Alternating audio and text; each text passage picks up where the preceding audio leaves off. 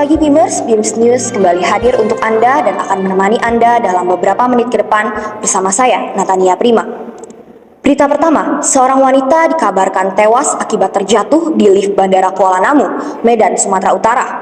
Menurut rekaman CCTV lift Bandara Kuala Namu, tragedi tersebut terjadi pada 24 April malam, tepatnya pukul 8:24 waktu Indonesia bagian Barat. Jasad korban ditemukan pada tanggal 27 April dan ditemukan membusuk di dasar lift lantai 1 Bandara Kuala Namu. Pihak bandara menyatakan bahwa hal ini terjadi disebabkan karena korban tidak mengetahui bahwa lift tempat ia berada merupakan lift dengan 2 sisi pintu. Korban tidak memperhatikan sisi belakang lift dan mulai kebingungan karena pintu lift yang tak kunjung terbuka. Korban merasa bahwa ia terjebak dan menekan-nekan tombol lift pintu sebagai usaha untuk keluar dari lift tersebut. Selain itu, korban juga sempat berusaha membuka lift pintu secara paksa. Pada akhirnya, pintu lift berhasil terbuka, tetapi sayangnya pintu lift terbuka sebelum lift tiba di lantai yang pas. Hal ini yang menyebabkan adanya celah antara lift dan lantai. Maka pada saat korban keluar dari lift tersebut, korban terprosok ke dalam celah lift dan jatuh ke lantai dasar lift. Berikut laporan yang lebih lanjut yang akan dibawakan oleh reporter kami, Grace Rufinus. Beamers, ini adalah rekaman CCTV di mana Aisyah Sinta Dewi Hasibuan terjatuh dari lift Bandara Kuala Namu.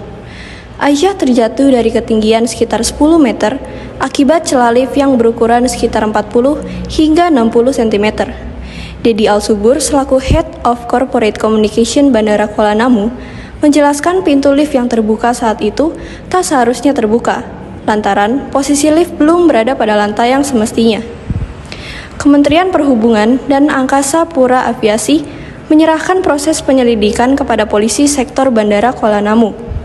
Sedangkan proses penanganan korban dilakukan Polresta Deli Serdang.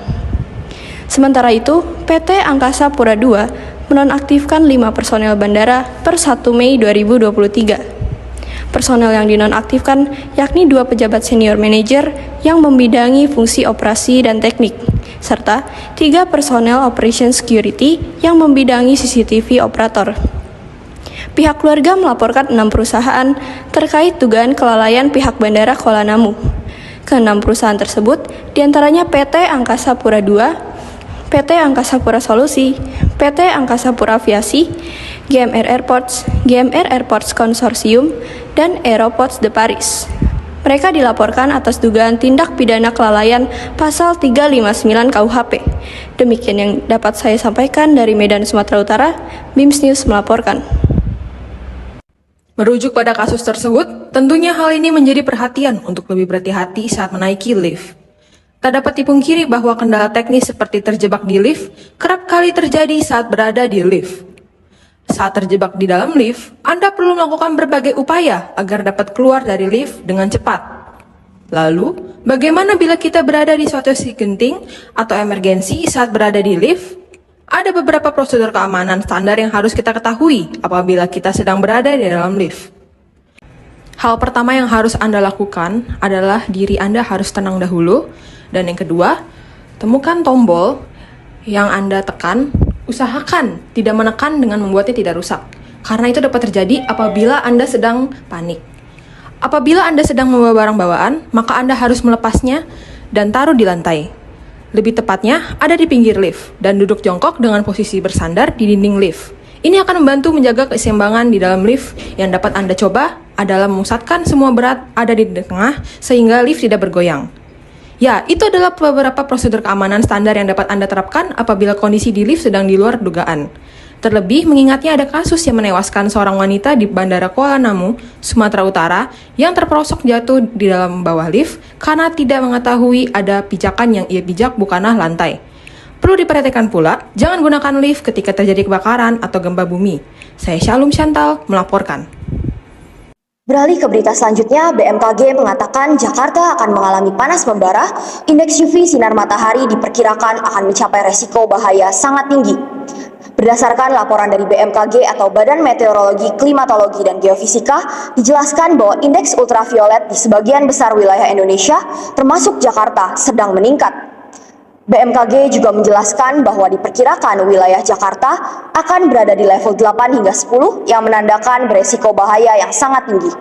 Pihak BMKG menyatakan bahwa mulai 10 waktu Indonesia bagian Barat, indeks UV wilayah Jakarta akan memasuki level high dengan skala oranye.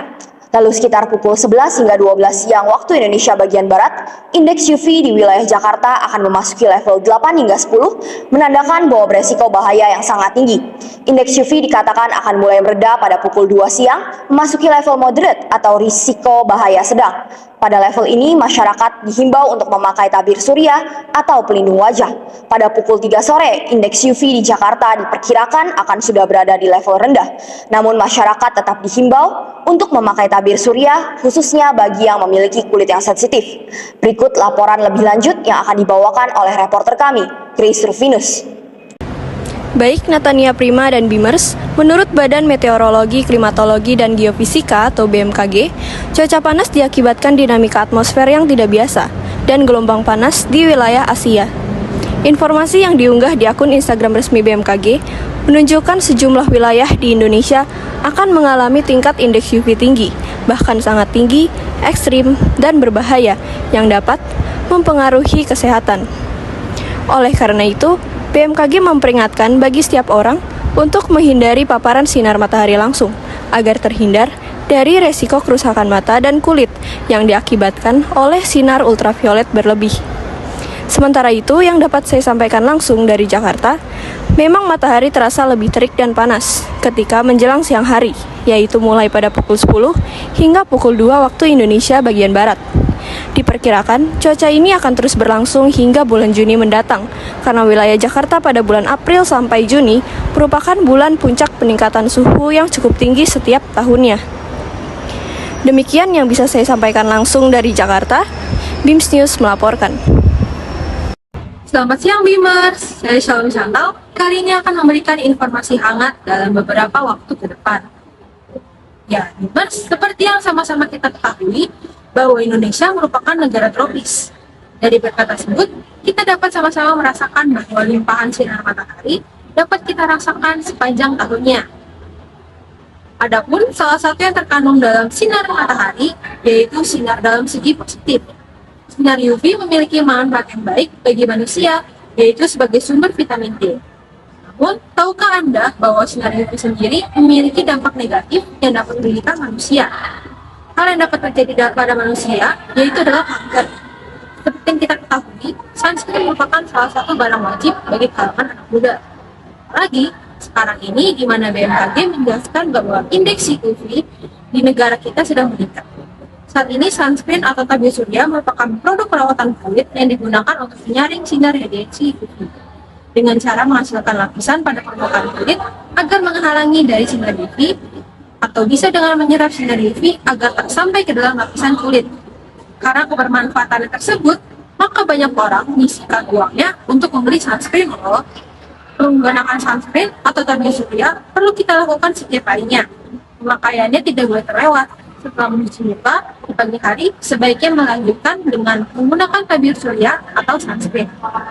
Tak hanya ketika keluar rumah atau ruangan, ketika berada di dalam ruangan pun wajib menggunakan sunscreen. Gunanya untuk melindungi kulit dari sinar matahari yang masuk menembus ruangan. Kulit yang terpapar dari sinar matahari bisa menyebabkan kulit terbakar atau kanker kulit. Ada banyak jenis sunscreen dengan bentuk lotion, spray, gel, foam, atau stick.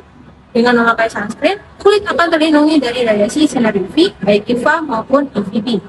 Seperti yang kita lihat, terkait pentingnya penggunaan sunscreen, kita dapat kesimpulan pentingnya sunscreen bagi kesehatan dan perlindungan kulit. Shalom Channel, izin pamit.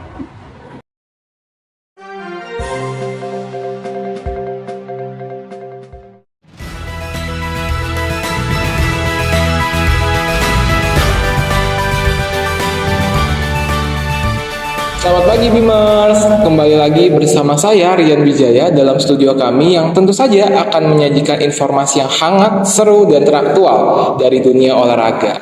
Dimana lagi kalau bukan di BIMS News.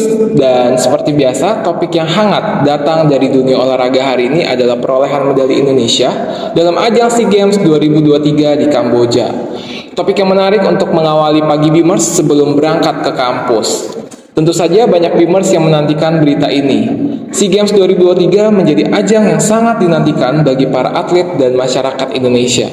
Berikut ini saya tunjukkan daftar perolehan medali di ajang SEA Games 2023 di Kamboja.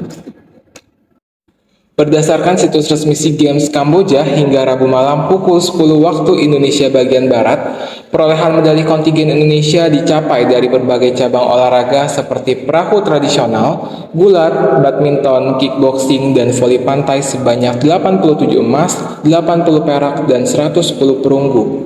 Raihan ini membuat Indonesia berhak bertengger di posisi 3 final SEA Games 2023. Kamboja sebagai tuan rumah bertengger di posisi keempat dengan peralihan medali sebanyak 81 emas, 75 perak, 127 perunggu.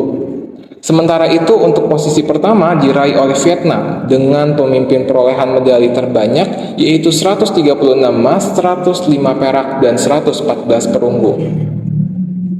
Presiden Jokowi sebelumnya juga menargetkan Indonesia untuk bisa raih lebih dari 69 medali emas di SEA Games 2023. Angka itu adalah capaian pada SEA Games 2021 Vietnam, dan saat ini perolehan medali emas yang dicapai oleh atlet merah putih sebanyak 87 medali emas, yang mana dinyatakan melampaui target awal. Selain itu, SEA Games 2023 telah resmi ditutup lewat seremoni penutupan yang berlangsung lebih sederhana pada Rabu 17 Mei 2023 malam. Namun, semua cabang olahraga sudah menyelesaikan kegiatannya sejak Selasa 16 Mei 2023. Yang ditutup dalam kontingen Indonesia pada pesta olahraga 2 tahunan oleh keberhasilan Rizky Ridho dan kawan-kawan dalam timnas Indonesia U22 yang meraih emas usai mengalahkan Thailand dalam skor 5-2 di final cabang olahraga sepak bola putra. Indonesia menempati peringkat ketiga pada klasmen akhir SEA Games 2023 yang sudah ditutup resmi pada hari Rabu 17 Mei 2023. Sementara itu, Thailand ditunjuk sebagai tuan rumah ajang SEA Games 2025. Demikian pembaruan terkini tentang peraihan medali oleh Indonesia dalam SEA Games 2023 di Kamboja. Saya Sportcaster Rian Wijaya mengucapkan terima kasih telah menyaksikan siaran kami. Tetaplah semangat dan dukung para atlet Indonesia menuju kejayaan. Sampai jumpa dalam siaran berikutnya, Bimers!